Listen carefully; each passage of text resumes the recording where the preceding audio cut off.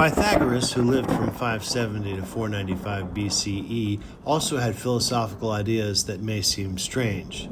While we remember Pythagoras for his mathematical theorem, his ideas were part of a mystical, quasi-religious cult with a host of bizarre and esoteric beliefs. For Pythagoras, philosophy was a way of life, and his followers, self-named Pythagoreans, had to adhere to a strict and peculiar set of rules, such as the world is made of numbers. This was the central tenet of Pythagoreanism. Pythagoras believed that numbers were not just abstract concepts, but the fundamental reality of the universe. Everything from musical harmony to the movement of the planets could be explained through mathematical ratios. This led to his famous doctrine of the music of the spheres, a cosmic symphony produced by the planets and stars as they moved in perfect mathematical harmony. Another was metempsychosis, meaning the transmigration of souls. Pythagoras and his followers were strict vegetarians, not because of a moral aversion to killing, but because they believed the souls of the dead could be reincarnated animals, and they believed they could recognize the cries of their dead friends in the howls of a dog. Perhaps the most well-known of these rules in the Pythagorean cult was the prohibition against eating beans, specifically fava beans. The reason for this ban is uncertain, but popular theories range from the belief that the beans contained the souls of the dead, or that the idea that they resembled genitalia, and the practical concern that they caused flatulence, which would lead to the escape of one's soul. Another rule was putting on the right shoe first. This was to edify that the simple rule was part of a larger emphasis on order and symmetry.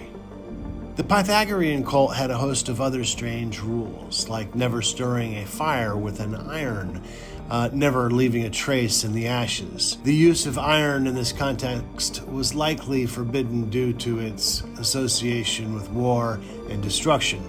The hearth and fire were seen as sacred, and using a warlike tool to tend to them was considered sacrilege. Another was to never step over a crossbar. This rule is mysterious, but may have been related to the idea of not impeding or crossing the path of others, or perhaps a fear of bad omens.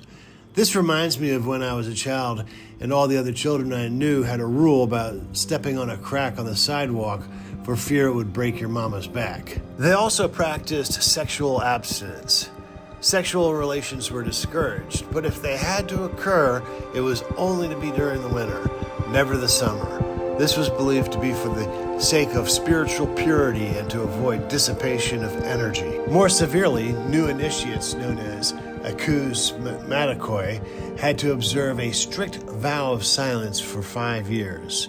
They were only allowed to listen to Pythagoras' lectures from behind a curtain. This was to intend to purify their minds and souls, and also served the practical purpose of ensuring the secrecy of the cult's teachings, also known as programming. Lastly, while this wasn't a rule, this short story embodies their dedication to Pythagorean philosophy, and it goes like this. Hippasus of Metapontum, a Pythagorean, is said to have been drowned at sea by his fellow members for revealing the existence of irrational numbers, like the square root of 2. The discovery of a number that could be exposed as a ratio of two integers shattered the Pythagorean belief that all is a number, and that the universe was composed of whole numbers and their ratios.